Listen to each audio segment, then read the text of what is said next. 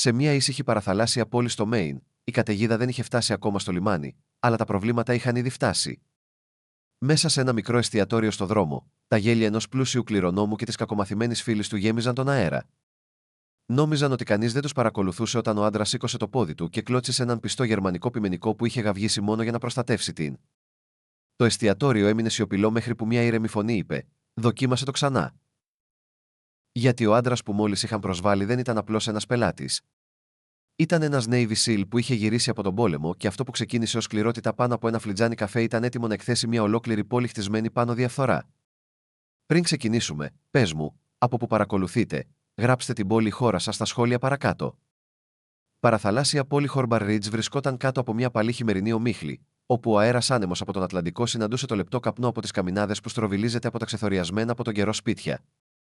Η θάλασσα μουρμούριζε πέρα από τις αμοθήνες, η γκρίζα έκταση να διακόπτεται μόνο από γλάρους που πετούσαν σαν χαμένες αναμνήσεις. Στον κεντρικό δρόμο που διέσχιζε τον ισταγμένο λιμάνι βρισκόταν το Marina Diner, ένα μικρό τετράγωνο κτίριο με θολωμένα παράθυρα και μια αναβοσβήνουσα πινακίδα νέων που δεν είχε ανάψει πλήρως ανάψει από το περασμένο καλοκαίρι. Μέσα, ο αέρας ήταν ζεστός με τη μυρωδιά του καφέ και τηγανιτών αυγών, ένα ανακουφιστικό καταφύγι από το πικρό κρύο έξω. Ο Ήθαν Κόουλ καθόταν μόνο στο γωνιακό τραπέζι κοντά στο παράθυρο, με τους φαρδείς ώμους του ελαφρώς καθώς ανακάτευε το μαύρο καφέ μπροστά του. Ήταν 38 ετών. Το πρόσωπό του ήταν τραχή και ηλιοκαμένο, από αυτά που μοιάζουν σκαλισμένα παλιό παράγερασμένο. Ισχυρός αγώνι, ελαφρύ από το ξύρισμα να σκουραίνει το πηγούνι του, μια αχνή ουλή στο δεξί του κρόταφο. Τα σκούρα μαλλιά του ήταν κοντά, κομμένα σύμφωνα με τον κανονισμό, ακόμα αν και δεν είχε διβάσει εδώ και μήνες. Κάτω από την ήρεμη επιφάνεια των μπλε γκρι μάτια του κρυβόταν η ήρεμη καταιγίδα ενός άνδρα που είχε δει πάρα πολλά, το είδος της σιωπή που δεν ήταν ηρεμία, αλλά εξάντληση. Το είδος που έρχεται μετά από πάρα πολλές νυχτών σε μέρη που δεν κοιμόντουσαν ποτέ. Στα τα πόδια του, ξαπλωμένος υπάκουα δίπλα στο πόδι του θαλάμου, βρισκόταν ο Ρέιντζερ, ένας 5χρονος γερμανικός πιμενικός, με πυκνό τρίχωμα και μαύρο και καφέ, με μάτια στο χρώμα και χρυμπαρένιο γυαλί. Το σώμα του σκύλου ήταν λεπτό και μειώδες, όπως μόνο ένα σκυλί εργασίας μπορεί να είναι, αλλά τα αυτιά του κούναγαν κάθε φορά που χτυπούσε το κουδούνι πάνω από την πόρτα του εστιατορίου χτυπούσε. Είχε υπηρετήσει μαζί με τον Ήθαν στο Αφγανιστάν, εκπαιδευμένος να μυρίζει εκρηκτικά και να προστατεύει το χειριστή του. Κατά τη διάρκεια μιας αποστολής, μια έκρηξη είχε θάψει τον Ήθαν κάτω από τα συντρίμμια, και ήταν ο Ρέιντζερ που έσκαψε μέσα στη σκόνη και το βρήκε. Από εκείνη την ημέρα, ο Ήθαν δεν πήγε πουθενά χωρίς αυτόν. Η σερβιτόρα, Μάρθα Τζένκινς, πλησίασε με ένα ζεστό χαμόγελο και δύο αχνιστές πιάτες ισορροπημένα στο χέρι της. Ήταν στα τέλη της δεκαετίας του 60-60, με ασημένια μαλλιά πιασμένα σε κότσο, τα παλά χαρακτηρισμένα από χρόνια γέλιου και θλίψης. «Τα συνηθισμένα, γλυκιά μου», είπε, σπρώχνοντας τα αυγά και το τος προς τον Ήθαν, και έπειτα έβαλε ένα μικρό πιάτο με αυγολέμονο δίπλα στο τραπέζι. Και για τον κύριο με τα 4 πόδια, τα έσφιξε τα χείλη σε ένα αμυδρό χαμόγελο. Τον κακομαθαίνεις πολύ». «Κάποιος πρέπει να το κάνει», απάντησε εκείνη, χτυπώντας το στυλό της πάνω στον μπλοκ σημειώσεων της.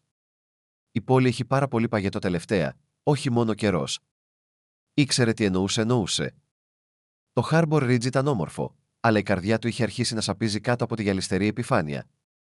Στα Χάμπτονς, ο Λούκας και ο πατέρας του, Τζέραλντ, κατήχαν τα περισσότερα από τα λιμάνια, αποθήκες και ακόμη και τα μισά σπίτια κατά μήκος της ακτής. Οι ψαράδες ψιθύριζαν ότι έχαναν τα σκάφη τους λόγω χρεών. Οι ιδιοκτήτες καταστημάτων μιλούσαν για μυστηριώδεις επιθεωρήσεις που τους ανάγκαζαν να πουλήσουν. Ο Ήθαν δεν ήρθε για να ανακατευτεί. Ήρθε για να εξαφανιστεί. Αλλά η σιωπή του μέρους φαινόταν πιο αραιή από μικρόν με τόνο, τι θα έπρεπε.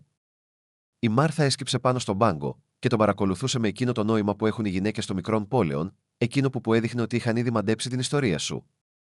«Μένεις ακόμα έξω στα βράχια, μόνο για μερικές εβδομάδες», είπε ο Ήθαν, σπάζοντας ένα κομμάτι τόστ. «Η καλύβα είναι ήσυχη». «Ωραία», είπε απαλά. «Η ησυχία είναι ευλογία μέχρι να αρχίσουν να μιλάνε». Του έκλεισε το μάτι και μετακινήθηκε για να σερβίρει ένα άλλο τραπέζι. Ο Ρέιντζερ σήκωσε το κεφάλι του όταν άνοιξε ξανά. Ο ήχος του ακριβού γέλιου έκοψε το απαλό βουητό του ραδιόφωνο του εστιατορίου. Μια ρηπή κρύου αέρα μπήκε μέσα, μεταφέροντας το άρωμα του χρήματος, έντονο και τεχνητό. Ένας ψηλός άντρας με ένα γκρίζο παλτό μπήκε μέσα, σκουπίζοντας το χιόνι από τους ώμους του. Ο Λούκας Χάμπτον ήταν περίπου 30 ετών, μαυρισμένος με τρόπο που δεν ταιριάζει με το χειμώνα, με λαμπερά ξανθά μαλλιά και ένα χαμόγελο που λάμπει πολύ λευκό για να είναι ειλικρινές. Ήταν όμορφος με τον τρόπο που ένας καθρέφτης είναι όμορφος, αντανακλώντας μόνο αυτό που ήθελε ο κόσμος να δει. Δίπλα του ήταν η Μπελ Χάμπτον, η σύζυγός του, ή όπως έλεγαν οι φήμες, η τρίτη προσπάθεια για σύζυγο. Ήταν όλο γωνίες και γυαλάδα, πλατινέ μαλλιά, άψογο μακιγιάζ, ένα λευκό γούνινο παλτό που την έκανε να μοιάζει ένα έκθεμα παρά ένα άτομο. Το χαμόγελο της Μάρθας κληρύνθηκε. «Καλησπέρα, κύριε Χάμπτον». Ο Λούκας μόλις που κούνησε το κεφάλι. 2 καφέδες, κάτι ελαφρύ. Παρακολουθεί τη σιλουέτα της. Ο τόνος του ήταν ευγενικός αλλά κενός, όπως θα μιλούσε κάποιος σε μια μηχανή. Η Μπέλ γλίστρισε στο θάλαμο δίπλα παράθυρο, ακριβώς απέναντι από τον Ήθαν. Τα μάτια της, κρύα, ανοιχτά μπλε, τον κοίταξαν για μια στιγμή και μετά έφυγαν σαν να ήταν έπιπλο. Ο Ήθαν κοίταξε πάλι τον καφέ του. Τα αυτιά του ρερσικώθηκαν, η μύτη του τρέμοντας. Δεν γρίλησε, αλλά η ουρά του έγινε άκαμπτη. Η ένταση που ακολούθησε τους Χάμπτονς ήταν αόρατη, αλλά απτή, σαν στατικό ηλεκτρισμό πριν από κεραυνό. «Λούκας», ψιθύρισε η Μπέλ, με φωνή γεμάτη από δυσαρέσκεια. «Γιατί είμαστε εδώ, μυρίζει σαν Ελλάδα». Ο Λούκας χαμογέλασε, χαμόγελο καρχαρία. «Επειδή, αγάπη μου, ακόμα και η Ελλάδα πληρώνει φόρους. Ο πατέρας μου είναι ιδιοκτήτης αυτού του κτίριου. Ας δούμε που πάνε τα χρήματά μας, παταλούνται». Ο Ήθαν δεν κουνήθηκε. Δεν έψαχνε για προβλήματα. Όχι εδώ. Αλλά τα παλιά ένστικτα ψιθύριζαν. Ο τρόπος που ο Λούκας κρατούσε το κεφάλι ψηλά, το στήθος του προς τα εμπρός, θύμιζε στον Ήθαν ορισμένους αξιωματικούς που αγαπούσαν την εξουσία περισσότερο από το καθήκον. Άνδρες που δεν είχαν γνωρίσει ποτέ τον φόβο και έτσι δεν το σεβόταν. Ένα πιάτο χτύπησε στην κουζίνα, τρομάζοντας την Μπέλ. Το χέρι της τράβηξε απότομα, ρίχνοντας το κουτάλι της στο πάτωμα. Ο μεταλλικός ήχος έκανε το Ρέιντζερ να σηκωθεί ελαφρώς, με το κεφάλι σε εγρήγορση. Η Μπέλ συγκράτησε το βλέμμα της. «Δεν μπορούν να ελέγχουν τα ζώα εδώ», ο Ήθαν μίλησε ήρεμα, με φωνή χαμηλή, αλλά σταθερή. «Είναι εκπαιδευμένος, κυρία μου, απλά τρόμαξε». Αυτή ανοιγόκλεισε τα μάτια, προφανώς δεν ήταν συνηθισμένη να της απευθύνονται από κάποιον που δεν πληρωνόταν για να την κολακεύει. Ο Λούκας γύρισε το κεφάλι του, επιτέλους στο σκύλο. Ένα σκυλί, νόμιζε ότι είχαν απαγορεύσει αυτά τα ζώα στα εστιατόρια. Ο Ήθαν σήκωσε αργά το βλέμμα. Τα μάτια του συνάντησαν με αυτά του Λούκας, ατάραχα, ήρεμα και κρύα. Είναι σκύλος υπηρεσίας και είναι καλύτερα εκπαιδευμένος από τους περισσότερους ανθρώπους που θα συναντήσεις. Για μια στιγμή, η σιωπή γέμισε το εστιατόριο. Η Μάρθα πάγωσε δίπλα στον πάγκο, παρακολουθώντας. Ο μάγειρας στο βάθος σταμάτησε να αναποδογυρίζει τη σπάτουλα. Τότε ο Λούκας έβγαλε ένα σύντομο γέλια, από αυτά που δεν έφταναν στα τα μάτια του. «Ήρεμα, στρατιώτη», είπε, αν και ο τόνος της φωνής του έκανε τη λέξη να ακούγεται σαν προσβολή. «Απλά μιλάμε». Ο Ήθαν δεν απάντησε. Ο Ρέιντζερ, αισθανόμενος την ένταση, καθόταν πίσω, με το βλέμμα του στραμμένο στο Λούκας με την κοινοειδή νοημοσύνη του. Η Μπέλ έστρεψε δραματικά. «Ας φάμε, Λούκας. Αυτό το μέρος είναι καταθλιπτικό». Παρήγγειλαν, με φωνές τόσο κοφτές που έκοβαν. Ο Ήθαν γύρισε προς το πιάτο του, αλλά το μυαλό του δεν ήταν πλέον ήσυχο. Είχε περάσει χρόνια διαβάζοντας ανθρώπους σε εμπόλεμες ζώνες, σε σοκάκια, στην ησυχία δευτερόλεπτα πριν ξεσπάσει ένας καυγάς. Ο Λούκας είχε το βλέμμα κάποιου που δεν είχε είπε ποτέ «όχι», και ήξερε ότι αυτός ήταν ο πιο επικίνδυνος τύπος ανθρώπου. Έξω, το χιόνι άρχισε να πέφτει πιο έντονα, αγγίζοντας το μιχλωμένο τζάμι δίπλα το κάθισμα του Ήθαν. Έσκυψε αδιάφορα και ξύσε πίσω από το αυτί του Ρέιντζερ. «Ήρεμα», μουρμούρισε. Ο σκύλος εξέπνευσε, καθισμένος ξανά. Απέναντι από το εστιατόριο, η Μάρθα κάθισε τα πιάτα το Χάμπταν, με το χέρι της να τρέμει ελαφρώς. «Καλή όρεξη», είπε. Ο Λούκας δεν την ευχαρίστησε, απλώς της έκανε νόημα. Το ρολόι χτυπούσε. Το ραδιόφωνο βούιζε απαλά ένα παλιό τραγούδι για ναυτικούς και καταιγίδες. Για μια στιγμή, η ηρεμία επέστρεψε, εύθραυστη, αλλά πραγματική. Τότε, καθώς η Μάρθα καθάρισε ένα τραπέζι κοντά στην είσοδο, έσκυψε προς τον Ήθαν και ψιθύρισε: «Ξέρεις αυτή την οικογένεια. Αγοράζουν γη κοντά στο φάρο. Ο κόσμος λένε ότι διώχνουν τους ψαράδες κομμάτι-κομμάτι». Ο Ήθαν συνοφρίωσε. «Γιατί, για τα χρήματα», απάντησε απλά. «Και για την εξουσία. Αυτά τα δύο πάνε πάντα μαζί». Κούνησε αργά το κεφάλι, καθώς οι λέξεις του κάπου βαθιά μέσα του. Εξουσία χωρίς συμπόνια. Το είχε δει πάρα πολλές φορές. Ένας ξαφνικός θόρυβος έσπασε την ησυχία. Το διαπεραστικό γέλιο της Μπέλ. Λούκας, σταμάτα. Θα το χύσεις. Ο Ρέιντζερ σηκώθηκε, με τα αυτιά όρθια. Ο Λούκας έκανε έντονες χειρονομίες, το χέρι του έκοβε τον αέρα. Και όταν πλησίασε πολύ, ο Ρέιντζερ γάβγισε μία φορά, δυνατά και επιβλητικά, το ένστικτο της προστασίας να εκρήγνεται. Η Μπέλ τράβηξε το πιρούνι της. «Τι στο διάολο», ο Λούκας φώναξε, γυρίζοντας προς το μέρος τους. «Έλεγξε το σκυλί σου». Ο Ήθαν σηκώθηκε αργά, ήρεμος αλλά σε γρήγορση. «Είναι υπό έλεγχο». Τον τρόμαξες. Ο Λούκας έκανε ένα βήμα μπροστά, φουσκωμένος από υπερηφάνεια και κρασί. «Νομίζεις ότι μπορείς να φέρεις μια λάσπη εδώ και να μου αντιμιλάς?» Πριν ο Ήθαν προλάβει να απαντήσει, ο Λούκας σήκωσε το χέρι του. Όχι για να χτυπήσει, αλλά αρκετά για να κάνει το Ρέιντζερ να γρυλήσει βαθιά και χαμηλά. Το όλο το εστιατόριο έμεινε σιωπηλό. Η Μάρθα πάγωσε κοντά στο ταμείο. Το βλέμμα του Ήθαν ήταν καρφωμένο στο Λούκας. Ήταν κρύο, ατσάλινο γκρι και απόλυτα ακίνητο. «Θα έβαζα αυτό το χέρι κάτω», είπε ήσυχα. Για ένα δευτερόλεπτο, ο πλούσιος δίστασε, κάτι στον τοντώνο της φωνής του που έκοβε την αλαζονία σαν μαχαίρι. Έριξε το χέρι του, μουρμούρισε κάτι κάτω από την και ξανακάθισε. Αλλά καθώς το έκανε, ο Ήθαν το είδε, το τρεμόπαιγμα της ταπείνωσης, την υπόσχεση μελλοντικών προβλήματα. Κάθισε και αυτός ξανά, νιώθοντας το βάρος να κατακλείζει το στήθος του. Ο Ρέιντζερ ξάπλωσε στα πόδια του, συνεχίζοντας παρακολουθώντας. Έξω, το χιόνι πυκνώνει, μετατρέποντας τον κόσμο έξω από το παράθυρο σε μια λευκή θολούρα. Ο Ήθαν πήρε μια αργή γουλιά καφέ, αλλά η ζεστασιά δεν έφτασε στα τα κοκαλά του. Κάπου βαθιά μέσα του, τα ένστικτα που είχε προσπαθήσει να θάψει του ψιθύρισαν ξανά. Τα προβλήματα είχαν μια μυρωδιά, και απόψε μύριζε σαν ακριβό άρωμα και υπερηφάνεια. Το επόμενο βράδυ έφτασε με τα ίδια χαμηλά σύννεφα να πιέζουν το Harbor Ridge, το είδος που έκανε όλη την πόλη να φαίνεται παγιδευμένη κάτω από γυαλί. Το χιόνι κάλυψε τα πεζοδρόμια και έβαλε μια φθαρμένα κεραμίδια του Marina Diner λευκά, σαν το γλάσο σε ένα παλιό κέικ. Μέσα το βουητό των συνομιλιών ήταν υποτονικό. Οι ντόπιοι μιλούσαν ψιθυριστά για τον καιρό, τις αλλιευτικές ποσοστώσεις και τους νέους φόρους στο αποβάθρα. Ο Ήθαν Κόουλ κάθισε για άλλη μια φορά στο ήσυχο τραπέζι του δίπλα στο παράθυρο, στην ίδια θέση που είχε επιλέξει από συνήθεια. Προτιμούσε τις γωνίες. Του έδιναν θέα σε κάθε έξοδο. Ο Ρέιντζερ ξεκουραζόταν δίπλα του, με το κεφάλι παύση, το ένα αυτί του κουνιόταν κάθε φορά που η πόρτα χτυπούσε. Ο γερμανικός πειμενικός φαινόταν να έχει αναρρώσει από την ένταση της προηγούμενης ημέρας, αλλά υπήρχε ακόμα εγρήγορση πίσω από τα ήρεμα μάτια του, το είδος που δεν εξαφανίζεται ποτέ εξαφανίζεται στα εκπαιδευμένα ζώα. Ο Ήθαν ήπιε μια γουλιά από τον καφέ του και είπε στον εαυτό του ότι θα έφευγε από την πόλη σε λίγες μέρες. Το Harbor Ridge δεν ήταν δική του μάχη, αλλά κάτι στον τρόπο που οι άνθρωποι καθώς περνούσαν μπροστά από την πινακίδα του Χάμπταν τον έκανε να μείνει μια νύχτα ακόμα. Η Μόρθα Τζένκινς μετακόμισε πίσω του πάγκου, με την μπλε ποδιά της φρεσκοσιδερωμένη, τα μαλλιά της τακτοποιημένα κάτω από ένα μαντίλι τυπωμένο με μικρά κόκκινα άγκυρα. Φαινόταν πιο κουρασμένη από χθες. «Γύρισες νωρίς», είπε, ξαναγεμίζοντας το φλιτζάνι του. Ο Ήθαν κούνησε σιωπηλά το κεφάλι. «Δεν ήθελες να μαγειρέψεις», χαμογέλασε αμυδρά, αλλά το χαμόγελο δεν έφτασε στα μάτια της. «Ίσως να έχεις προβλήματα απόψε». Τα παιδιά το Χάμπτον ήταν νωρίτερα στο λιμάνι και έδειχναν το καινούριο του σκάφος. Όλο το πράγμα μοιάζει ότι θα μπορούσε να αγοράσει 2 φορές αυτό το εστιατόριο. Ο Ήθαν δεν απάντησε, αλλά το σαγόνι του σφίχτηκε. Εκείνη τη στιγμή, πόρτα άνοιξε με τέτοια δύναμη που έστειλε έκρηξη αέρα μέσα στο εστιατόριο. Γέλια ξεχύθηκαν μέσα. Εκείνο το κομψό, απρόσεκτος ήχος που προέρχεται μόνο από ανθρώπους που δεν χρειάστηκε ποτέ να κερδίσουν τίποτα. Ο Λούκας και η Μπέλ Χάμπτον μπήκαν μέσα, σκουπίζοντας το χιόνι από τα παλτά τους.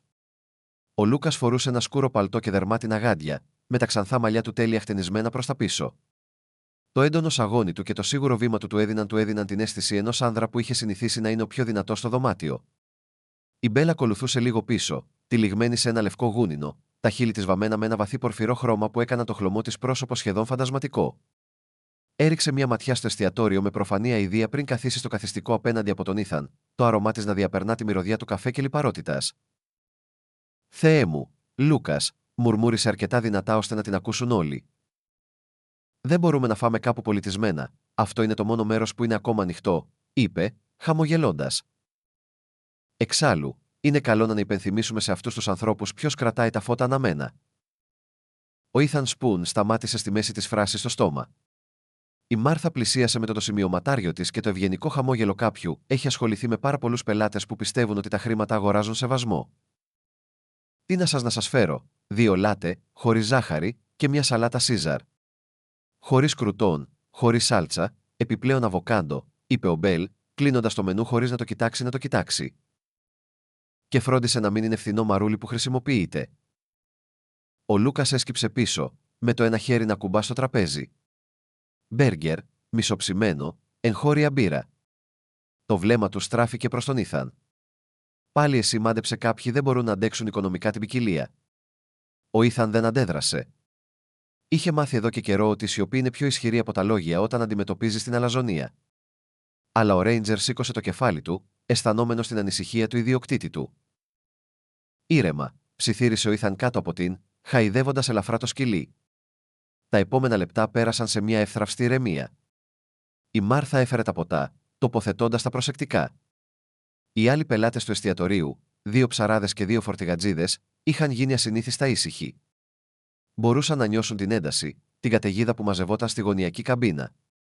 Όταν η Μπέλ κουνήθηκε στη θέση της, το γούνινο παλτό της άγγιξε το πάτωμα, σκουπίζοντας την ουρά του πιμένα. «Αχ!» αναφώνησε ξαφνικά, τραβώντας το πίσω. «Λούκας, αυτό το ζώο με άγγιξε». Τα αυτιά του ρευσεπίπεδα, αισθανόμενα εχθρότητα. Δεν γαυγίσει, αλλά οι μύες του τεντώθηκαν. Ο Λούκας γύρισε, η έκφρασή του μεταμορφώθηκε σε ψεύτικη οργή. «Πάρε αυτή τη λάσπη από εδώ». «Νομίζεις ότι οι άνθρωποι θέλουν τρίχες στο φαγητό τους?» Ο Ήθαν κοίταξε αργά, ήρεμος, αλλά με μια αιχμή. «Είναι σκύλος υπηρεσίας. Είναι επιτρέπεται». Οι ρουθούνες του Λούκας φούσκωσαν. «Μη να σε νοιάζει τι είναι». «Είναι αηδιαστικό». Στράφηκε προς τη Μάρθα. «Δεν μπορείς να αφήνεις ζώα εδώ μέσα, έτσι δεν είναι?» Η Μάρθα διστάζει, κοιτάζοντας τους 2 άντρες. «Είναι ηγεγραμμένος, κύριε Χάμπτον, και συμπεριφέρεται πάντα καλά». Ο Λούκας χαμογέλασε ειρωνικά και κοίταξε τον Ήθαν. «Συμπεριφέρθηκε καλά, ας δοκιμάσουμε αυτή τη θεωρία». Πριν προλάβει ο Ήθαν να κινηθεί, ο Λούκας σηκώθηκε ξαφνικά, η καρέκλα του ξύνοντας τα πλακάκια. Χτύπησε με το πόδι του χωρίς προειδοποίηση. Ένα άγριο λάκτισμα που χτύπησε το ρέρ στο πλευρό. Ο ήχος, ο βαρύς θόρυβος του δέρματος πάνω στο σώμα, έσπασε την ησυχία. Ο Ρέιντζερ φώναξε, παραπατώντας πίσω, τα νύχια του ξύνοντας το λενολιούμ. Ο Ήθαν είχε ήδη αρχίσει να κινείται. Καρέκλα του έπεσε καθώς σηκώθηκε πόδια. Η ηρεμία στο πρόσωπό του εξαφανίστηκε, αντικαταστάθηκε από μια ψυχρή, χειρουργική ακρίβεια που μόνο οι στρατιώτες διαθέτουν. Με μια απρόσκοπτη κίνηση, άρπαξε τον καρπό του Λούκας, το έστριψε πίσω από την πλάτη του και τον έριξε το στήθος του πάνω στο τραπέζι. Τα ασημικά έπεσαν με θόρυβο. Η Μπέλ ούρλιαξε. «Άφησε τον!» φώναξε, αρπάζοντας το μανίκι του Λούκας. Η φωνή του Ήθαν ήταν χαμηλή, θανατηφόρα ήρεμη. «Ξανακλώτσισες ποτέ σκύλο?» Φρόντισε να μην είναι κάποιο που έσωσε τη ζωή ενός ανθρώπου. Ο Λούκας γρίλησε, προσπαθώντας να αντισταθεί, αλλά η λαβή του Ήθαν σφίγγει. Το σώμα του κινήθηκε σαν μηχανή. Σκόπιμα, ελεγχόμενα. Δεν χτυπούσε, δεν έσπασε κόκαλα. Απλώς πίεσε το χέρι του Λούκας μέχρι που το πρόσωπο του πλούσιου άνδρα κοκκίνησε από τον πόνο. «Αστόν», φώναξε ξανά η Μπέλ, ψάχνοντας το τηλεφωνό της. «Καλώ την αστυνομία», ο Ήθαν τον άφησε, κάνοντας ένα βήμα πίσω. «Κάντο», είπε απλά. Η Μάρθα έσπευσε μπροστά, τρέμοντας. «Ήθαν, σε παρακαλώ, δεν θέλεις?» «Είμαι εντάξει», είπε, αλλά η φωνή του τρέμει ελαφρώς, όχι από φόβο, αλλά από την έντονη αυτοσυγκράτηση κάποιου που συγκρατεί τη βία. Οι Ρέιντζερ στάθηκαν δίπλα του τώρα, γριλίζοντας χαμηλά, με την ουρά του σκληρή. Μέσα σε λίγα λεπτά, οι σιρήνες άρχισαν να ουρλιάζουν έξω. Η πόρτα άνοιξε με δύναμη και 2 αστυνομικοί μπήκαν μέσα. Ο ένας ήταν νέος, νευρικός, με φακίδες στη μύτη του μύτη. Ο άλλος, ψηλός και ευρύς, είχε παχύ μουστάκι και την άνετη αλαζονία κάποιου που αισθάνεται πολύ άνετα με την εξουσία. «Αρχηγός Ριντβόν», ψιθύρισε η Μάρθα, με χλωμό πρόσωπο. Ο Βόν ήταν στα 50 του, με σίδερα γκρίζα μαλλιά, λουσμένα προς τη μία πλευρά και μικρά, υπολογιστικά μάτια. Η στολή του ήταν άψογη, τα κουμπιά γυαλισμένα, το σήμα να λάμπει. «Καλησπέρα σας», είπε, εξετάζοντας τη σκηνή σαν ένας άνθρωπος που ήταν ήδη σίγουρος για το αποτελέσματος. «Άκουσα ότι υπήρξε αναταραχή». Ο Λούκας έσπευσε να παίξει το ρόλο του θύματος. «Αυτός ο άντρας μου επιτέθηκε. Η γυναίκα μου είδε όλα. Τρελάθηκε. Ο Βον στράφηκε προς τον Ήθαν, με ψεύτικο τόνο υπομονετικός. «Κύριε, θα πρέπει να απομακρυνθείτε. Μπορείτε να εξηγήσετε τα πάντα στο αστυνομικό τμήμα». Η Μάρθα προχώρησε μπροστά, με φωνή που έτρεμε. «Αρχηγέ, αυτό δεν είναι αλήθεια». «Το είδα». Ο Κάπα Χάμπτον κλώτσισε πρώτο στο σκυλί του. «Είδα ακόμη και». Παγώθηκα όταν το βλέμμα του Βον στράφηκε προς από το κοφτερό, σαν μαχαίρι, βλέμμα του Βον. «Ακόμα και τι, Μάρθα, κοίταξε κάτω». «Τίποτα. Απλά σερβίριζα». Τα μάτια του Ήθαν στενεύτηκαν. Παρατήρησε το τηλέφωνο να τρέμει στη τσέπη της ποδιάς της, την αμυδρή αντανάκλαση ενός βίντεο σε παύση βίντεο στην οθόνη. Η Μπέλ έσφιξε τα χέρια της, χαμογελώντας.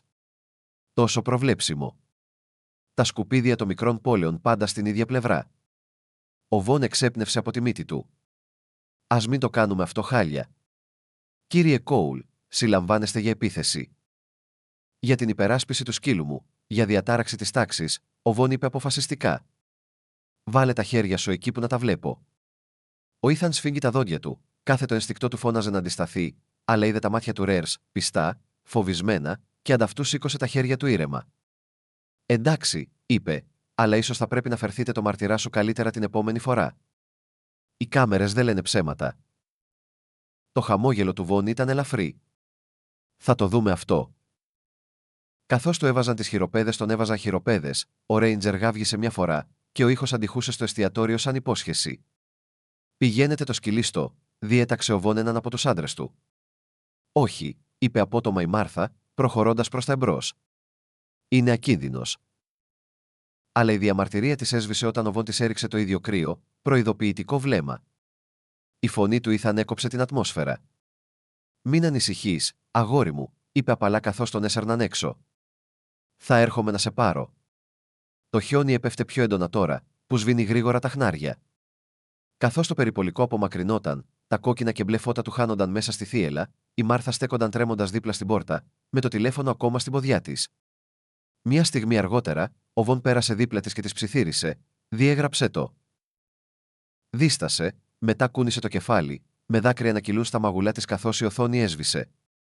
Στο σταθμό, το κελί ήταν μικρό, το τσιμέντο κρύο κάτω από τις μπότες του Ήθαν. Κάθισε στο στενό κρεβάτι, κοιτάζοντας το παράθυρο με τα κάγκελα, όπου νυφάδες χιονιού έπεφταν σαν στάχτη. Τα χέρια του ακουμπούσαν στα γόνατά του, ακόμα ήρεμα, αλλά το μυαλό του ήταν χιλιόμετρα μακριά.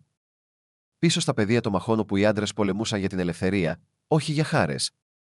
Ψιθύρισε στο σκοτάδι, με φωνή σχεδόν ακαθόριστη. «Πάλεψα για δικαιοσύνη στο εξωτερικό. Ίσως ήρθε η ώρα να πολεμήσω για αυτήν εδώ». Έξω, το χιόνι συνέχιζε να πέφτει απαλά και ασταμάτητα. Η καταιγίδα πέρασε λίγο πριν την αυγή, αφήνοντας το Harbor Ridge βουτυγμένο σε μια γκρίζα σιωπή. Το χιόνι κρεμόταν από τις στέγες των σπιτιών και συσσωρευμένο στα στενά δρομάκια, σιγώντας ακόμη και τον ήχο των γλάρων. Το πρωινό ήταν αχνό και εύθραυστο, φιλτράροντας μέσα από τα κάγκελα ενός μικρού κρατητηρίου στο αστυνομικό τμήμα της πόλης. Ο Ήθαν Κόουλ καθόταν στο μεταλλικό κρεβάτι, με τους αγκώνες στα γόνατα, με τους καρπούς του ακόμα πονεμένους από τις χειροπέδες που τον είχαν δέσει όλη τη νύχτα. Οι αρθρώσεις των δακτύλων του ήταν γδαρμένες από το να κρατιέται τον εαυτό του πίσω. Ο αέρας μύριζε ελαφρώς λευκαντικό και υγρό χαρτί. Έξω, ο αμυδρός ήχος των μπότες αντιχούσε στο διάδρομο. Ο αρχηγός Ριντ Βον εμφανίστηκε στην πόρτα, με τη στολή του άψογη και το μουστάκι του φρεσκοκουρεμένο. Έμοιαζε σαν τον τύπο του ανθρώπου που γυάλιζε το σήμα του πιο συχνά από τη συνείδησή του. «Είσαι τυχερός, Κόουλ», είπε, κροταλίζοντας τα κλειδιά. Ο Λούκας Χάμπτον αποφάσισε να μην υποβάλει μήνυση. «Μάλλον αισθάνεται ελεήμονος». Ο Ήθαν κοίταξε αργά, με η φωνή του σταθερή. Ίσως ο πατέρας του είπε να μείνει ήσυχος μέχρι να ξεχαστεί την ιστορία. Το χαμόγελο του Βον δεν κλονίστηκε, αλλά κάτι τρεμόπαιξε στα μάτια του. «Πρόσεχε το στόμα σου, στρατιώτη. Δεν είναι πεδίο μάχης πια». Άνοιξε το κελί και έδειξε προς την έξοδο. «Είσαι ελεύθερος να φύγεις, αλλά μην κάνεις το λάθος να πιστεύεις ότι ανήκεις εδώ». Ο Ήθαν βγήκε έξω, με το κρύο του διαδρόμου να τσιμπάει το δέρμα του. «Πού είναι το σκύλος μου?» «Η υπηρεσία ελέγχου ζώων τον πήρε», είπε ο Μπον απλά. «Τυπική διαδικασία. Θα είναι καλά». Η λέξη «καλά» ακουγόταν σαν ψέμα. Ο Ήθαν δεν είπε τίποτα. Βγήκε έξω στο το κρύο πρωινό, με τον άνεμο να χτυπά το πρόσωπό του σαν προσβολή. Ο Ρέιντζερ ήταν κάπου εκεί έξω, τραυματισμένος, μόνος, κλεισμένος σε κλουβί. Και αυτή η σκέψη το χτύπησε πιο σκληρά από οποιαδήποτε γροθιά. Το κέντρο διάσωσης ζώων του Harbor Ridge βρισκόταν στα περίχωρα της πόλης, ένα χαμηλό τούβλινο κτίριο μισοθαμένο κάτω από χιονοστιβάδες. Ένα σειρματόπλεγμα το περιέβαλε, από το είδος που κροτάζει όταν ο άνεμος δυναμώνει. Στο εσωτερικό, σειρές από κλουβιά ήταν τους τοίχους, το καθένα με μια διαφορετική ιστορία εγκατάλειψης. Και ανάμεσα σε αυτά, πίσω από την τρίτη πύλη στα αριστερά, βρισκόταν ο Ρέιντζερ. Ο γερμανικός πειμενικός ήταν ξαπλωμένος κουλουριασμένος στο κρύο τσιμέντο, με το ένα πόδι ελαφρώς μολοπισμένο, με ένα ρηχό κόψιμο ορατό κοντά στον ώμο του. Το τρίχωμά του ήταν σκονισμένο, η αναπνοή του αργή, αλλά σταθερή. Σήκωσε το κεφάλι του όταν άκουσε βήματα, όχι απρόσεκτα βήματα ξένων, αλλά ελαφρύτερα, σκόπιμα βήματα. Ο ήχος ανήκε στη Λίντια Μουρ. Ήταν 26 ετών, λεπτή, με δέρμα γεμάτο φακίδες από τον ήλιο και άτακτα καστανά μαλλιά που αρνούνταν να μείνουν δεμένα πίσω. Η στολή της, ένα σκούρο πράσινο σακάκι προσωπικού με ένα ξεθοριασμένο λογότυπο διάσωσης, φαίνονταν πολύ μεγάλο για το μικρό της σώμα. Υπήρχε κάτι ευγενικό στον τρόπο κινούταν, προσεκτική αλλά αποφασιστική. Τα γκρίζα μάτια της έδειχναν μια ήρεμη αποφασιστικότητα, που προέρχεται από κάποιον που έχει να ξεκινήσει από την αρχή πάρα πολλές φορές. Σκύψε δίπλα στο κλουβί του Ρέρς και ψιθύρισε: «Γεια σου, μεγάλε». Ήταν απαλή αλλά σταθερή. Τα αυτιά του σκύλου κουνήθηκαν. Δεν γρίλησε. Ανταυτού, γύρισε το κεφάλι του, μελετώντας την. «Δεν είσαι σαν τους άλλους, έτσι», μουρμούρισε. Έριξε ένα κομμάτι κοτόπουλο μέσα από τα κάγκελα, και ο Ρέιντζερ το μύρισε πριν το πάρει προσεκτικά μεταξύ των δοντιών του. Η Λιδία εργαζόταν στο καταφύγιο για λιγότερο από 6 μήνες. Πριν από αυτό, είχε σπουδάσει κτηνιατρική, αλλά τα δίδακτρα πνίξει τα όνειρά της πιο γρήγορα από μικρόν με τόνο τι μπορούσε να κολυμπήσει. Ο πατέρας της, ένας μηχανικός με άσχημα πνεύμονες, δεν μπορούσε να τη βοηθήσει, και η μητέρα της είχε πεθάνει νέα. Το καταφύγιο ήταν το μόνο που μπορούσε να αντέξει οικονομικά, ένα μικρό μέρος όπου θα μπορούσε ακόμα να κάνει τη διαφορά, ακόμα και αν ήταν ένα ζώο τη φορά. Παρατήρησε την ετικέτα στο κολάρο του Ranger, US Navy K9 Division, Unit 47. Τα γράμματα της προκάλεσαν μικρή αναταραχή στο στήθος της. Ο στρατιωτικός ψιθύρισε. Ένα σκύλος πολέμου. Αυτό εξηγεί τα σημάδια. Όταν είπε «κάτσε», ο γερμανικός πειμενικός υπάκουσε αμέσως. Όταν είπε «μείνε», πάγωσε σε απόλυτη ακίνητος. Η Λιδία εξέπνευσε με δέος. «Είσαι εκπαιδευμένος». Ήξερε αρκετά για τα ζώα υπηρεσίας για να συνειδητοποιήσει ότι άξιζε πολύ περισσότερο από μικρόν με τόνο τι θα έπρεπε να αξίζει ένα δέσποτο. «Ποιος σου το έκανε αυτό?» Η ερώτησή της απαντήθηκε ώρες αργότερα, όταν ένας άντρας με σακάκι, ψηλός, με κοφτερή μύτη, με λίγο μαλλιά και μάτια που δεν σταματούσαν να κοιτάζουν. «Ήρθαμε να πάρουμε τον πειμένα», της είπε απότομα, δείχνοντας ένα σήμα που δεν φαινόταν και πολύ επίσημο. «Ειδική εντολή, υγειονομική επιθεώρηση». Τα σκυλιά επιθετικά. «Ποιος το είπε αυτό?» ρώτησε η Λιδία, συγκρατημένη έκφραση. «Το γραφείο του Δημάρχου», είπε ψέματα χωρίς να ανοιγοκλείσει τα μάτια. «Πρέπει να καταγραφεί. Να υπογραφούν τα χαρτιά». Η Λιδία ένιωσε ένα κρύο στο στομάχι. Είχε ήδη αρκετή γραφειοκρατική σκληρότητα για να την αναγνωρίσει όταν μπήκε από την πόρτα. «Δεν έχει τίποτα». Είναι ήρεμος, υπάκουος. Ο άντρας χαμογέλασε ειρωνικά. «Οι διαταγές είναι διαταγές».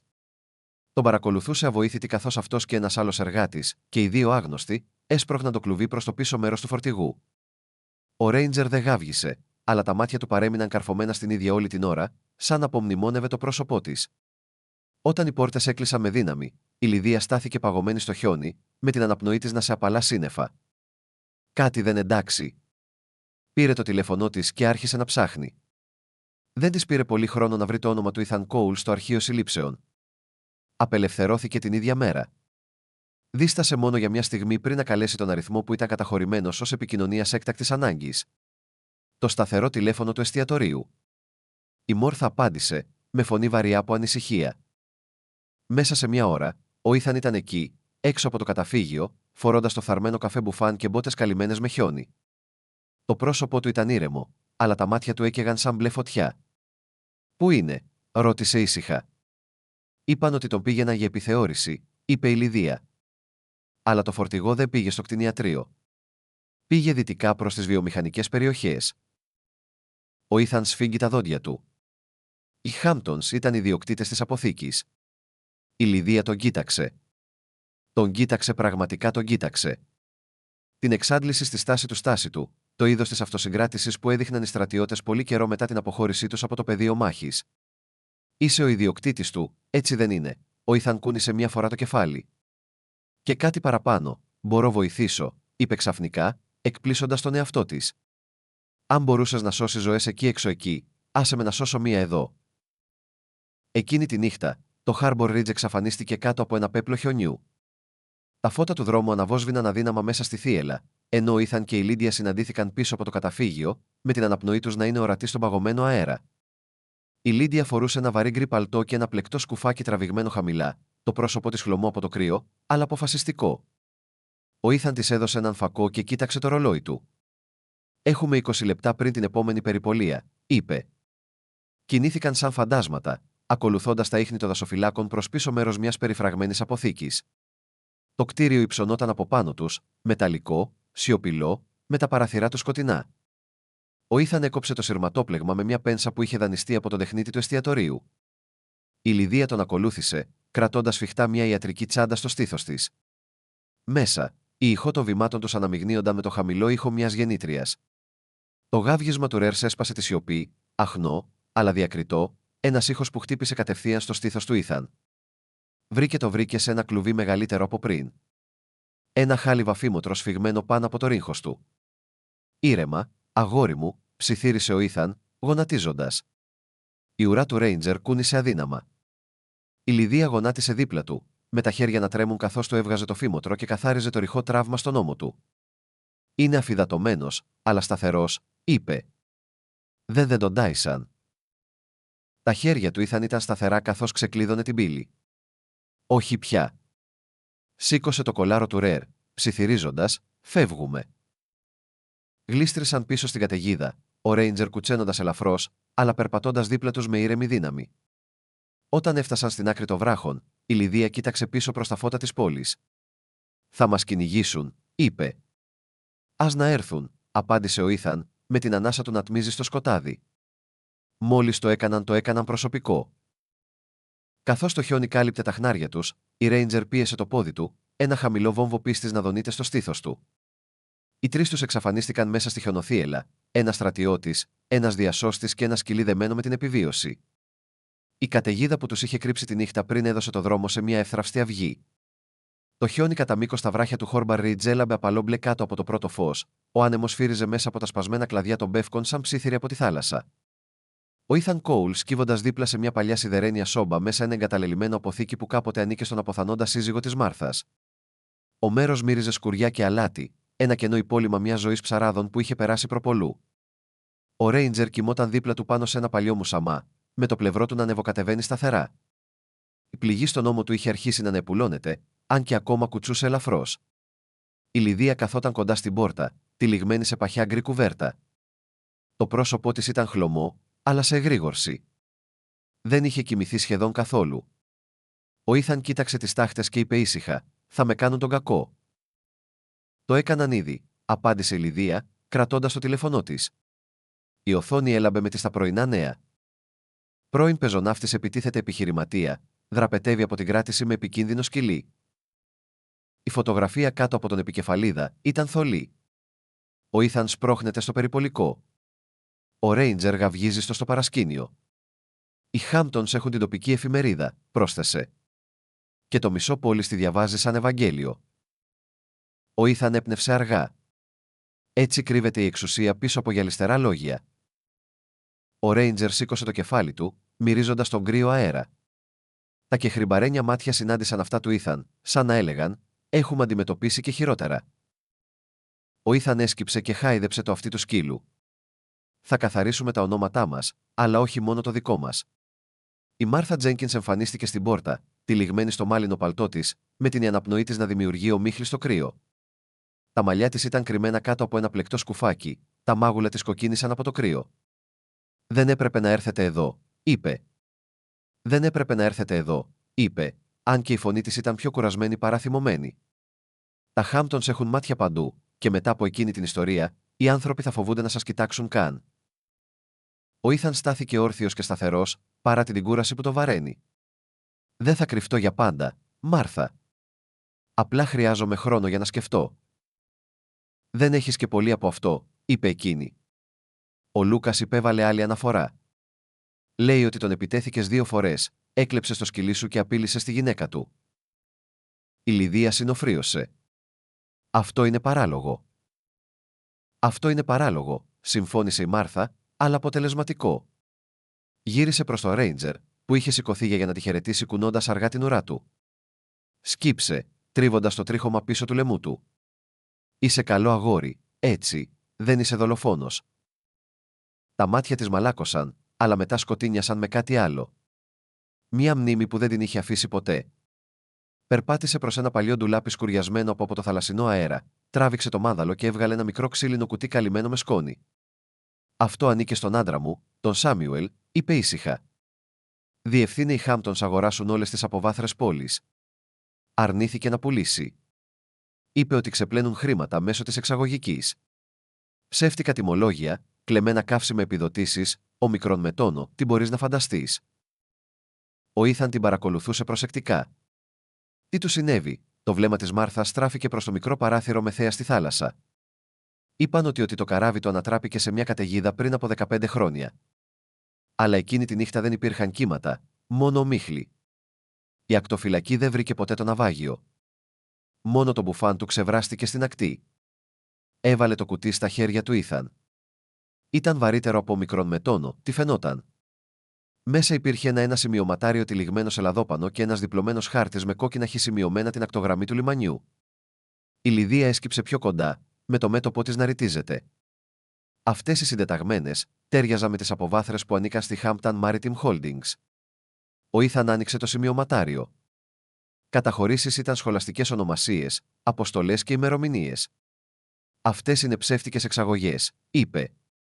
Εικονικές εταιρείες που διοχετεύονται μέσω offshore λογαριασμών. Ξεπλένουν χρήματα μέσω αδειών αλληλείας άδειες αλληλείας. Η Μάρθα κούνησε αργά το κεφάλι. Ο Σαμ προσπάθησε να το αποκαλύψει. Την ημέρα πριν εξαφανιστεί, μου είπε ότι κάποιος τον προειδοποίησε να φύγει.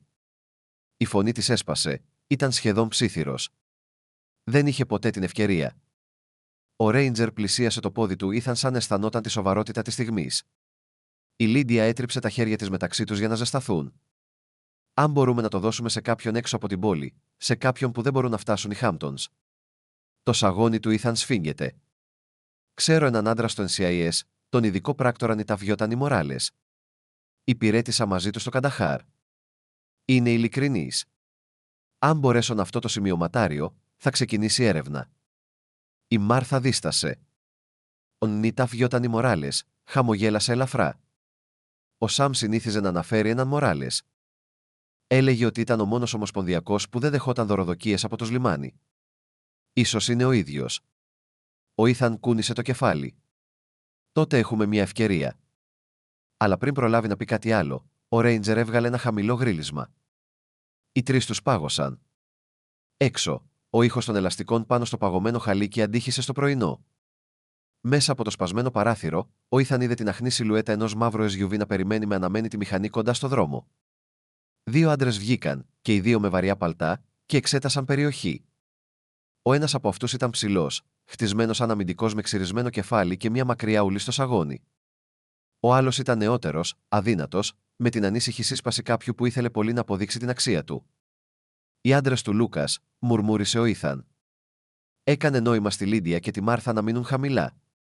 Ο νεότερος άντρας κλώτσισε το χιόνι κοντά στην πόρτα, μουρμουρίζοντας: Είσαι σίγουρος ότι είναι το μέρος? Ο άντρας με τις ουλές γρίλησε. Ο Βαν είπε ότι ο σκύλος εντοπίστηκε κοντά εδώ. Αν βρούμε το σκυλί, θα βρούμε και τη σφραγίδα. Τα μάτια της Λιδίας μεγάλωσαν. Είναι οπλισμένοι. Ο Ήθαν σκύψε κοντά στο παράθυρο, σαρώνοντας το έδαφος. Η αποθήκη είχε μια πίσω έξοδο που οδηγούσε στην ακτή. Μάρθα, υπάρχει κάποιο τούνελ κάτω από αυτό μέρος, εκείνη κούνησε το κεφάλι. Ένα παλιό αποχετευτικό κανάλι που ανοίγει πίσω από τον κυματοθράφστη. Ο Σαμ το χρησιμοποιούσε για να μεταφέρει καύσιμα όταν η παλήρια ανέβαινε πολύ ψηλά. Ο Ήθαν άρπαξε το κουτί και της το έδωσε. Κράτα το ασφαλές. Αν συμβεί κάτι συμβεί, δώσ' το στον πάστορα της εκκλησίας του Αγίου Λουκά. Είναι καθαρός. Η Μάρθα κατάπιε το σάλιο της. «Πού θα πας? Κάπου που δεν θα μπορούν να σε ακολουθήσουν εύκολα», είπε. «Στους λόφους. Από εκεί μπορώ να στείλω τα αρχεία στο Μοράλες». Η Λιδία σηκώθηκε, με αποφασιστικότητα να αναβοσβήνει μέσα από το φόβο της. «Θα έρθω μαζί σου». Ο Ήθαν την κοίταξε με μια έκφραση που δεν μπορούσε να διαβάσει. «Δεν μου το χρωστάς αυτό». «Το ξέρω», είπε απαλά. «Αλλά οφείλω στον εαυτό μου το θάρρος να σταματήσω να τρέχω». Ένα αμυδρό χαμόγελο σχηματίστηκε στη γωνία του στόματος του. «Τότε μείνε κοντά». Βγήκαν από την πίσω πόρτα, με το Ρέιντζερ να οδηγεί, τα πόδια του να μην κάνουν θόρυβο στο παγωμένο έδαφος. Ακολουθώντας τους, οι άντρες μπήκαν στην αποθήκη, οι φακοί τους διαπερνούσαν το αμυδρό φως. Ένας από αυτούς έβρισε. Ήταν εδώ. Ο Ήθαν και η Λίντια έφτασαν στην είσοδο του αποχετευτικού αγωγού, ένα στενό στένιο τούνελ γεμάτο κατά το ίμιση με πάγο και θαλασσινό νερό. Σέρθηκαν μέσα σιωπή, με τον ήχο των κυμάτων να αντυχεί αμυδρά μπροστά τους. Όταν βγήκαν στη βραχώδη ακτή, ο ήλιος είχε ήδη ανέβει ψηλότερα, μετατρέποντας το χιόνι σε θράψματα φωτός. Ο Ήθαν πήρε μια βαθιά ανάσα, κοιτάζοντας τον ορίζοντα. «Νομίζουν ότι τους ανήκει η πόλη», είπε. «Αλλά η αλήθεια έχει τον τρόπο της να βγαίνει στην επιφάνεια, όπως ο Ρεξ μετά από μια καταιγίδα». Η Λίντια σκούπισε τα χέρια της και τον κοίταξε. «Τότε ας το φέρουμε αυτό στην ακτή». Εκείνο το βράδυ, καθώς το σκοτάδι επέστρεψε στο Harbor Ridge, ο Ήθαν κουλουριάστηκε κοντά στη φωτιά στην πλαγιά του βράχου, πληκτρολογώντας ένα κρυπτογραφημένο email στον παλιό του φορητό υπολογιστή. Ο Ρέιντζερ κοιμόταν δίπλα του, με το κεφάλι του ακουμπισμένο στα μποτάκια του. Όταν το μήνυμα τελικά στάλθηκε, έκλεισε το καπάκι και ψιθύρισε: «Η σειρά σου, Μοράλες». Το πρώτο βήμα της αντεπίθεσής του είχε ξεκίνησε. Η νύχτα έπεσε πάνω από το Harbor Ridge σαν βαριά κουρτίνα, μετατρέποντας κάθε δρόμο σε ένα χλωμόφωτο στέφανο ομίχλης. Το χιόνι που είχε καλύψει την πόλη λίγες μέρες πριν είχε μετατραπεί σε λάσπη, αντανακλώντας την αμυδρή λάμψη της πινακίδας νέων πάνω από το Marina Diner.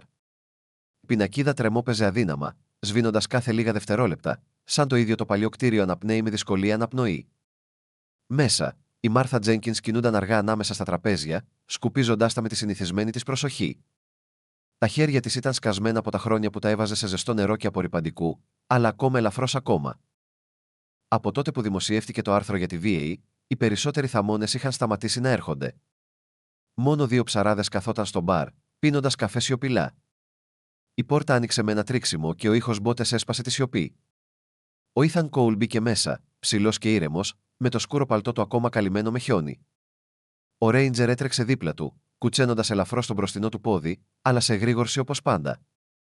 Τα αιχμηρά μάτια του σκύλου μάτια του έσκαψαν το δωμάτιο πριν καθίσει κοντά στο θάλαμο δίπλα στο παράθυρο, τον ίδιο καθιστικό όπου όλα είχαν ξεκινήσει. Ο Ήθαν έκανε ένα μικρό νεύμα στη Μάρθα. «Δεν θα έπρεπε να είσαι ανοιχτή τόσο αργά», είπε ήσυχα. Εκείνη χαμογέλασε ελαφρά. «Αν κλείσω, η σιωπή θα τελειώσει αυτό που ξεκίνησε το Χάμπταν άρχισε».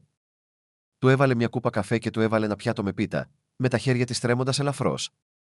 «Είναι στο σπίτι. Μην διαφωνείς». Ο Ήθαν κάθισε, το βάρος της εξάντλησης να κατακλείζει τους ώμους. Η αντανακλασή του στο παράθυρο ήταν φάντασμα, πλαισιωμένα από το τρεμόπαιγμα της βίνοντας πινακίδας. Ο Ρέιντζερ ακουμπήσε το πηγούνι του στις μπότες του, τα αυτιά του να κουνιούνται.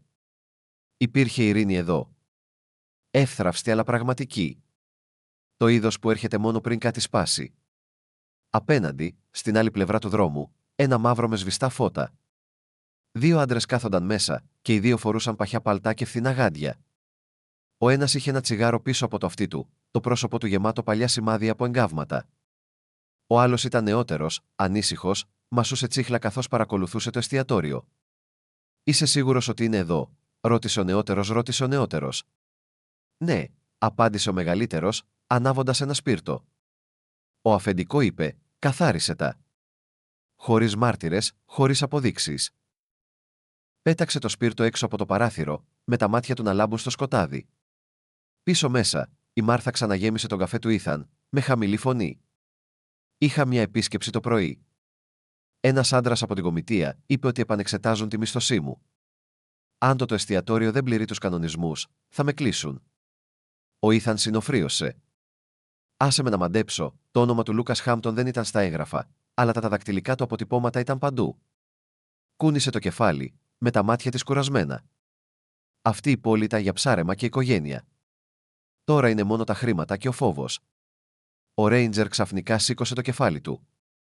Η μύτη του τρεμόπαιξε, το σώμα του σκληρύνθηκε.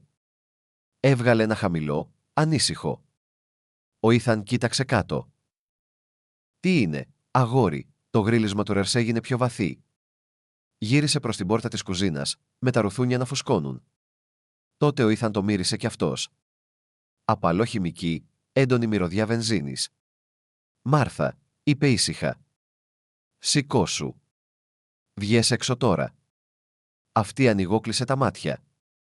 Τι, τώρα, φώναξε πιο δυνατά αυτή τη φορά. Ρέιντζερ έτρεξε προς την κουζίνα, γαυγίζοντας με μανία. Ο Ήθαν τον ακολούθησε, σπρώχνοντας την ανοιγόμενη πόρτα. Η μυρωδιά ήταν πιο έντονη εδώ, πνίγοντας τον αέρα. Μια λεπτή ίχνος υγρού λάμπει στο λινέλαιο, οδηγώντας προς την πίσω αποθήκη. Είδε μια αμυδρή κίνηση, μια σκιά να γλιστράει από την πίσω έξοδο. Τότε ακούστηκε ο ήχος γυαλιού που σπάει. «Κουνήσου», φώναξε ο Ήθαν, αρπάζοντας τη μόρθα από το χέρι, ακριβώς τη στιγμή που ένα τείχος φλόγας ξεσπά από το βάθος της κουζίνας. Η έκρηξη έριξε ένα ράφι με πιάτων, που έπεσαν με θόρυβο σαν πυροβολισμοί. Ο καπνός ανέβαινε πυκνός και μαύρος, γεμίζοντας τον αέρα με ζέστη και πανικό. Ο Ρέιντζερ γάβγιζε άγρια, προσπαθώντας να ανοίξει την πόρτα με τα δόντια του. Ο Ήθαν την έσπρωξε με το πόδι και έσπρωξε τη Μάρθα μέσα, βήχοντας δυνατά. «Πήγαινε. Φύγε από το κτίριο. Δεν μπορώ να φύγω έτσι απλά». Η φωτιά εξαπλώθηκε γρήγορα, σέρνοντας κατά μήκος του πάτωμα σαν κάτι ζωντανό.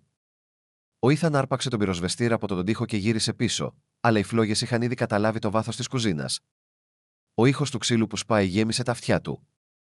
Ο Ρέιντζερ πέρασε τρέχοντας δίπλα του, με τα δόντια σφιγμένα γύρω από έναν άλλο πυροσβεστήρα που βρισκόταν κοντά στο ντουλάπι.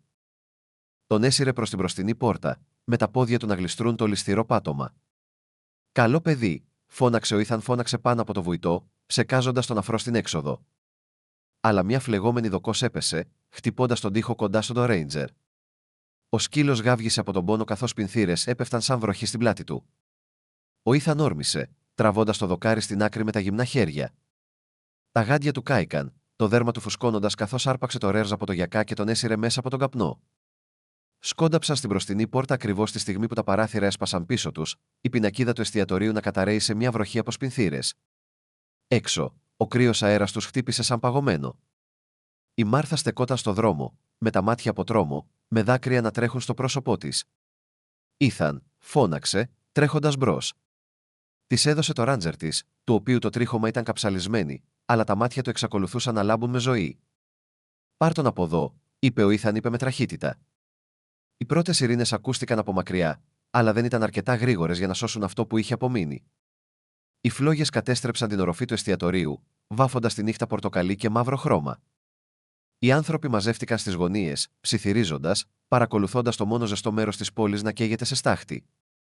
Ένα κόκκινο πίκαπ έσκασε μπροστά τους και η Λίντια Μουρ πήδηξε έξω, φορώντας ένα ανακλαστικό μπουφάν και κράνος.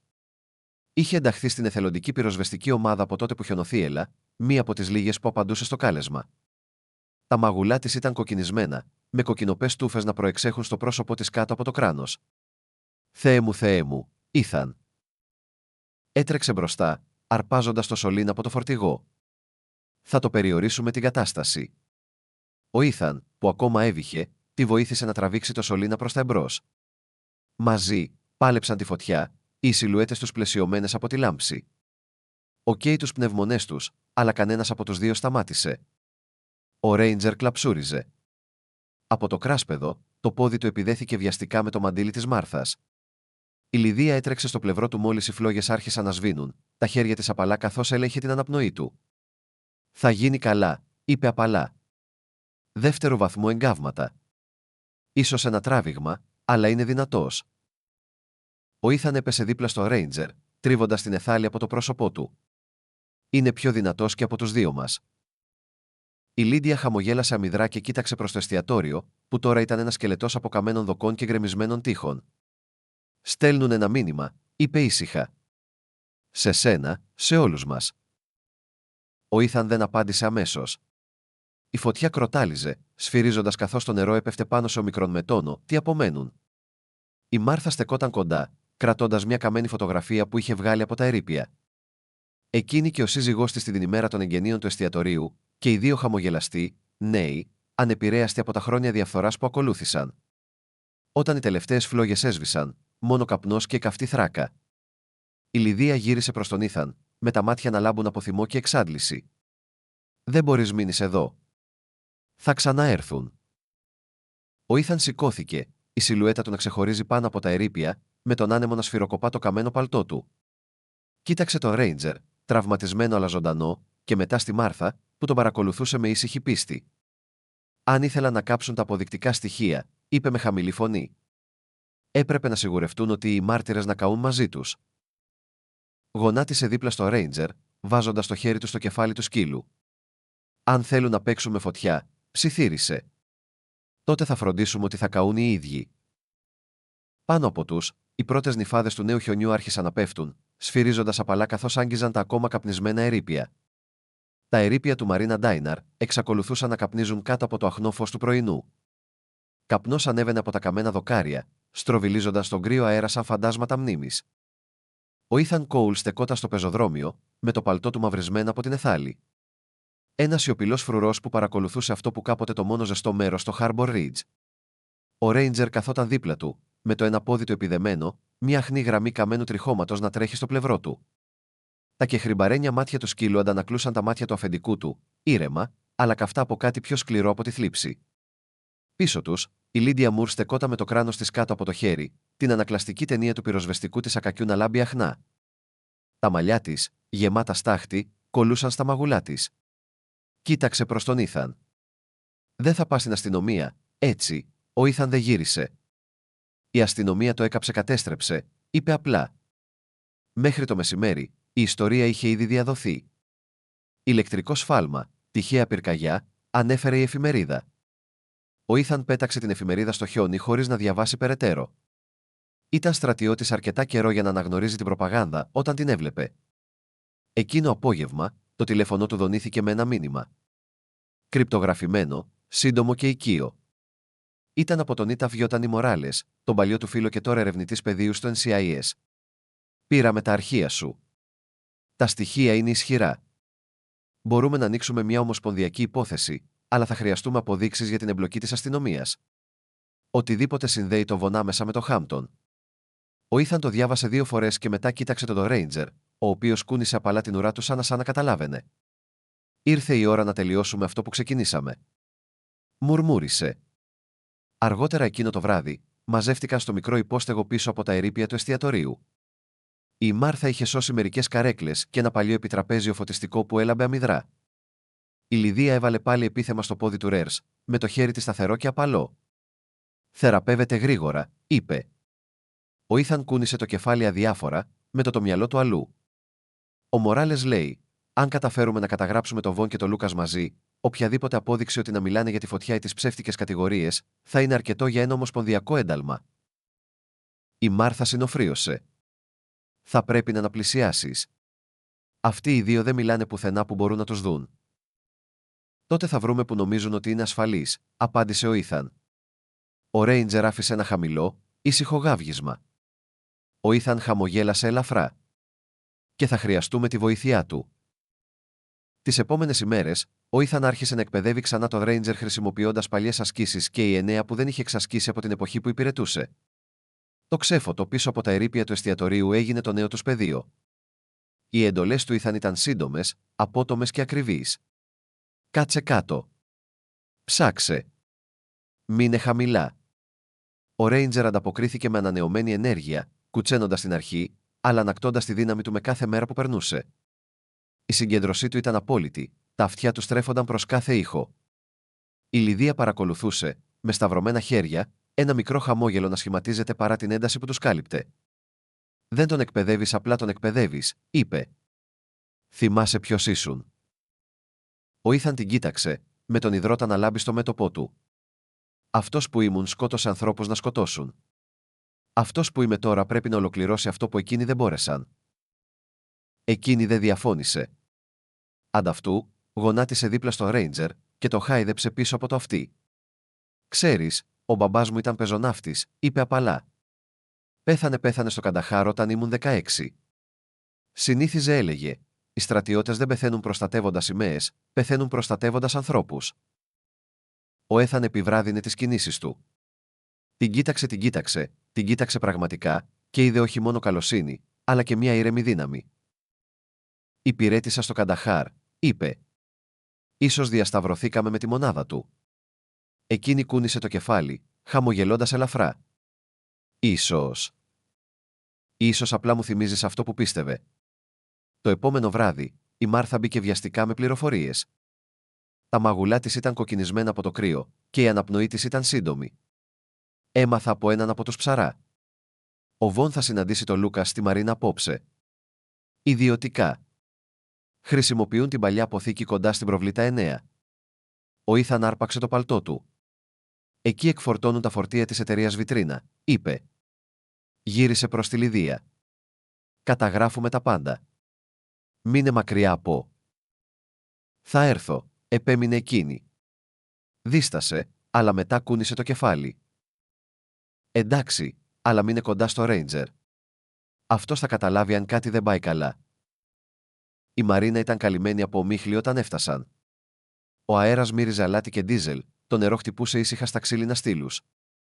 Ο Ήθαν σκύψε πίσω από μια στίβα σκουριασμένων βαρέλια, βγάζοντας μια μικρή συσκευή από το σακάκι του.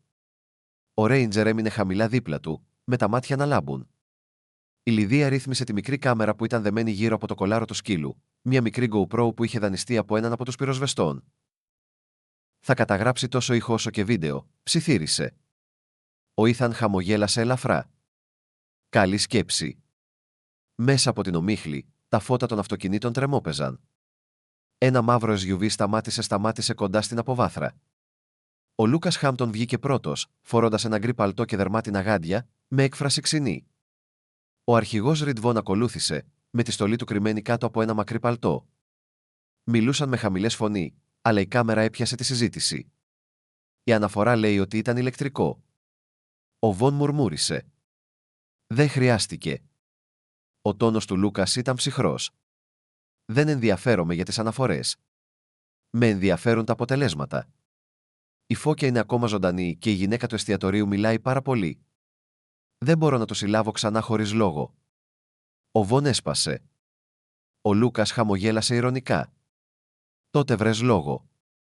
Γι' αυτό σε πληρώνω. Ο Ήθαν σφίγγει τα δόντια του.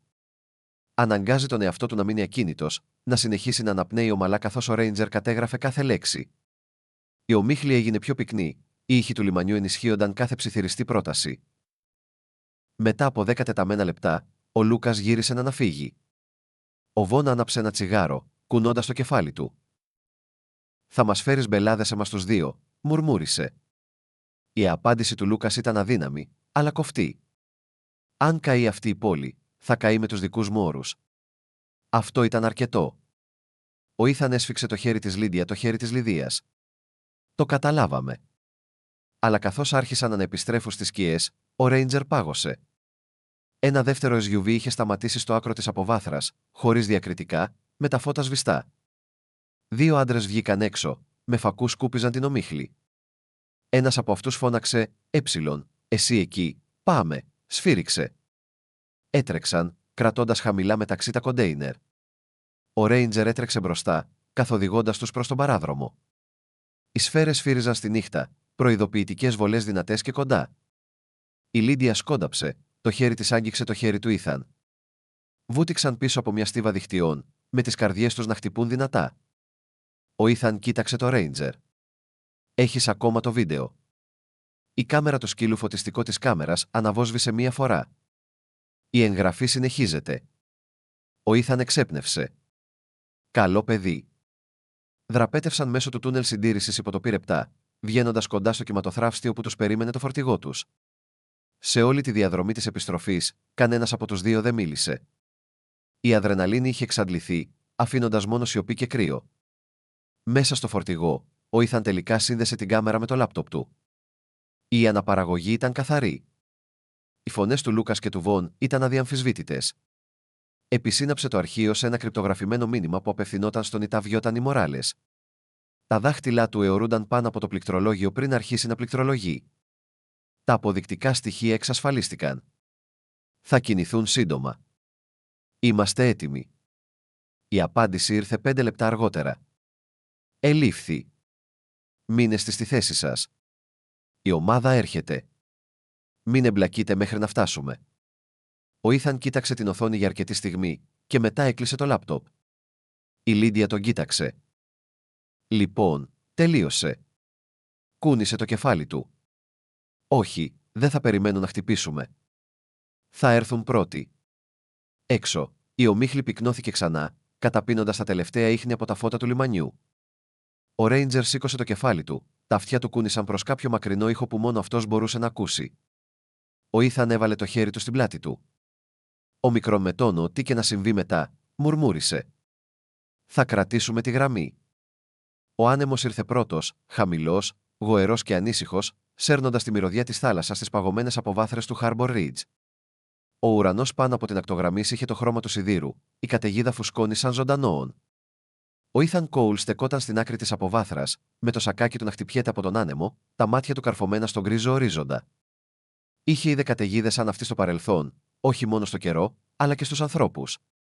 Και απόψε και τα δύο ήταν έτοιμα να ξεσπάσουν. Δίπλα του, ο Ρέιντζερ καθόταν ακίνητος, με το μαύρο και καφέ τρίχωμά του να στέκεται σε ετοιμότητα, με τα αυτιά του να κουνιούνται στο ήχο των κυμάτων που έσπαζαν πάνω στους πυλώνες. Το επιδεμένο πόδι του σκύλου δεν τον εμπόδιζε. Ήταν πάλι ολόκληρος, αναγεννημένος μέσα από τη φωτιά και το σκοπό. Η Λίντια Μουρ σκύβοντας κοντά στο φορτηγό, ελέγχοντας το σήμα στο μικρό πομποδέκτη που ήταν συνδεδεμένο με το τηλέφωνο του Ήθαν. Τα καστανά μαλλιά της, κοκκινοπά μαλλιά της κολούσαν στο πρόσωπό της από τον υγρό άνεμο, τα μάτια της ήταν έντονα παρά το κρύο. Ο Μοράλες λέει ότι η ομάδα τους έχει καθυστερήσει, τηλεφώνησε μέσα στη θύελλα. Οι δρόμοι πλημμυρίζουν στην ενδοχώρα. Δεν μπορούν να φτάσουν σε εμάς για τουλάχιστον μία ώρα. Ο Ήθαν κοίταξε προς τα λόφους όπου τα σύννεφα της καταιγίδας ανακατεύονταν σαν καπνός. Δεν έχουμε μία ώρα. Η Μάρθα Τζένκινς εμφανίστηκε από πίσω από το φορτηγού, κρατώντας μια κουβέρτα γύρω από τους ώμους της. Το πρόσωπό της ήταν χλωμό, τα χείλη της τρέμαν, αλλά τα μάτια της, κουρασμένα και άγρια, εξακολουθούσαν να είναι σκληρά. Δεν έπρεπε να είσαι εδώ, Ήθαν. Η Μαρίνα θα πλημμυρίσει όταν ανέβει η παλήρια. Δεν φεύγω μέχρι να τελειώσει αυτό, είπε ο Ήθαν. Η φωνή του ήταν ήρεμη, σταθερή, σαν το θάλασσα πριν σπάσει. Ο Ρέιντζερ ξαφνικά άφησε ένα χαμηλό γρίλισμα, με τα αυτιά του όρθια. Από την άκρη της προβλήτη, τα φώτα των αυτοκινήτων διαπερνούσαν την ομίχλη. 3 μαύρα SUV σέρνονταν μέσα από τη σκιά της καταιγίδας. Ο Ήθαν σφίγγει τα δόντια του. Έφτασαν. Αυτοκίνητο σταμάτησε και 6 άντρες βγήκαν έξω, με τα παλτά τους να ανεμίζουν και τα όπλα τους να λάμπουν στο αμυδρό φως. Στο κέντρο τους βρισκόταν ο Λούκας Χάμπτον, με τα μαλλιά του χτενισμένα προς τα πίσω, το ακριβό μάλινο παλτό του να έχει βραχεί από τη βροχή. Ακόμα και κάτω από την οργή της καταιγίδας, κινούταν με αλαζονία. Το είδος της αλαζονίας που γεννιέται από γενιές ανεξέλεγκτης εξουσίας. Τα χείλη του κάμφθηκαν με περιφρόνηση καθώς το βλέμμα του έπεσε στον Ήθαν.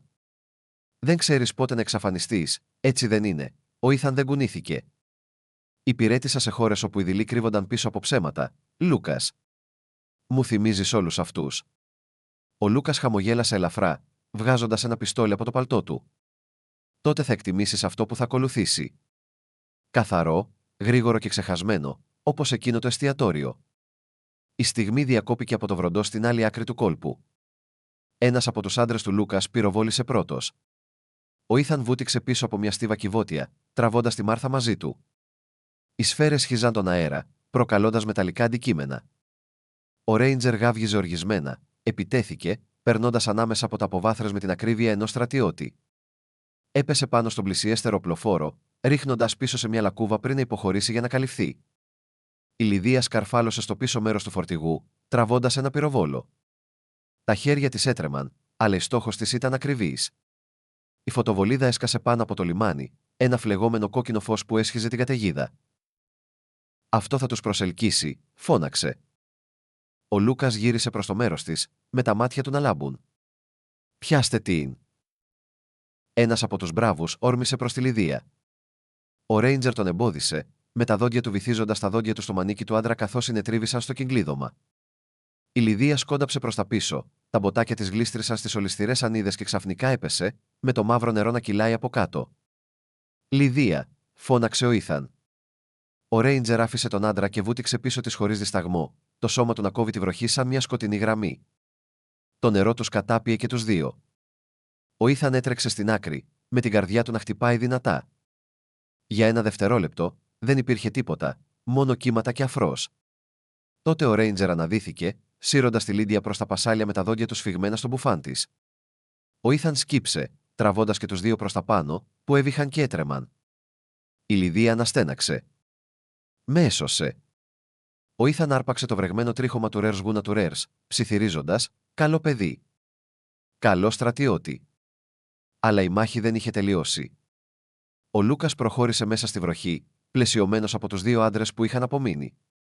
Το όπλο του ήταν σταθερό παρά τη θύελλα. Αγγίζοντας, χλέβασε. «Ας δούμε αν ο σκύλος να σε σώσει από αυτό».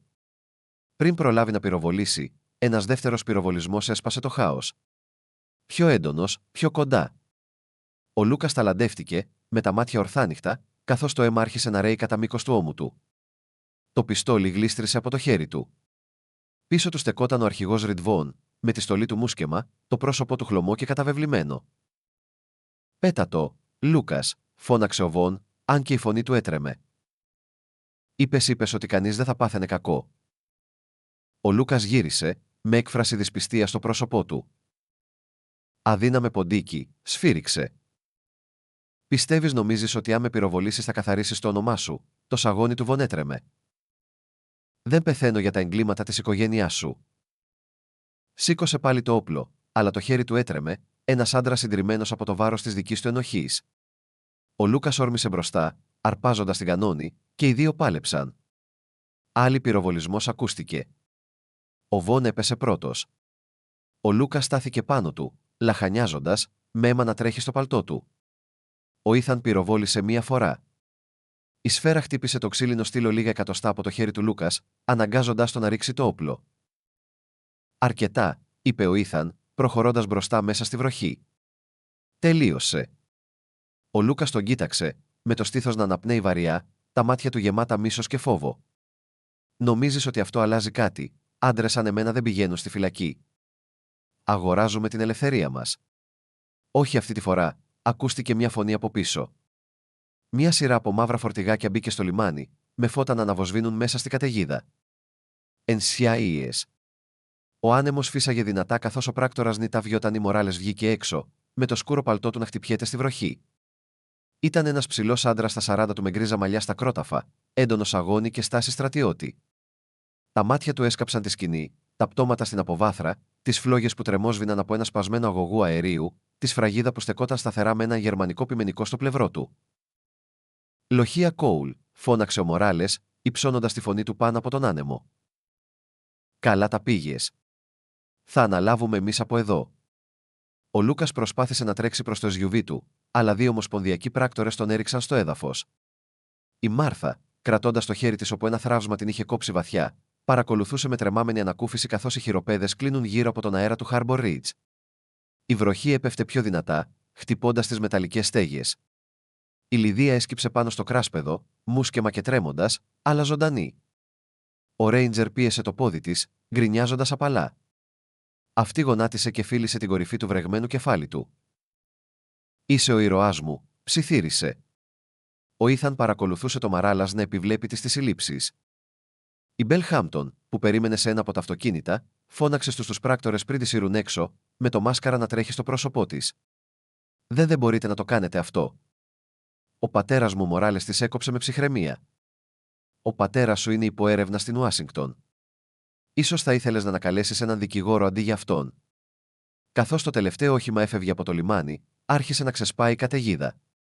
Ο κεραυνός εξασθένησε σε ένα μακρινό βουητό, η βροχή εξασθένησε σε μια σταθερή ψυχάλα. Ο Ήθαν γονάτισε δίπλα στο Ρέιντζερ, βουρτσίζοντας το βρεγμένο τρίχωμα από τα μάτια του. Ο σκύλος έσκυψε προς το αγγίγμά του, εξουθενωμένος αλλά περήφανος. Η Μάρθα πλησίασε κουτσένοντας πιο κοντά, το πρόσωπο της γεμάτο θλίψη και ελπίδα. «Τελείωσε τώρα», είπε. «Η πόλη μπορεί να αναπνεύσει επιτέλους ξανά».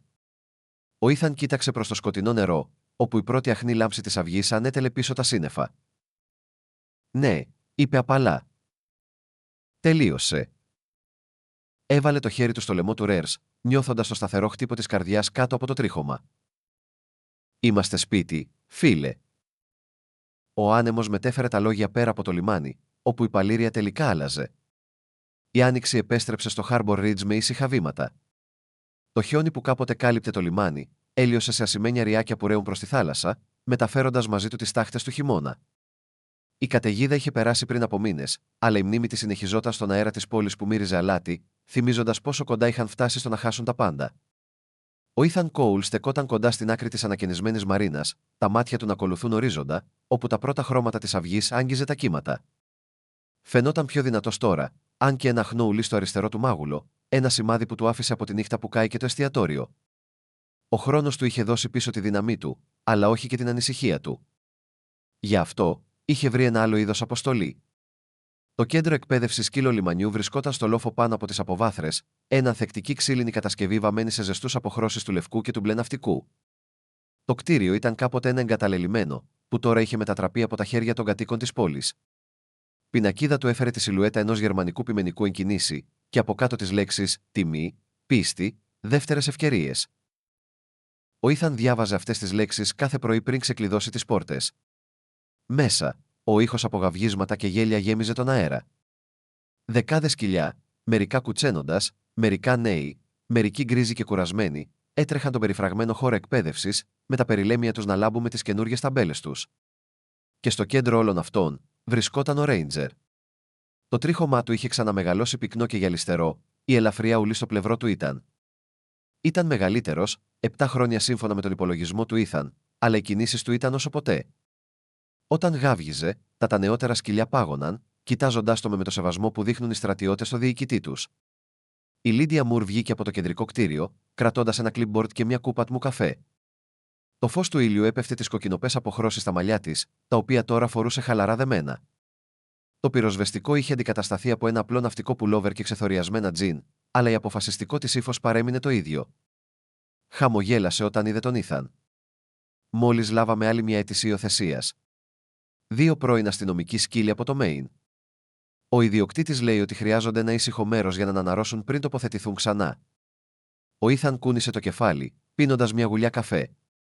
Θα τους βρούμε χώρο.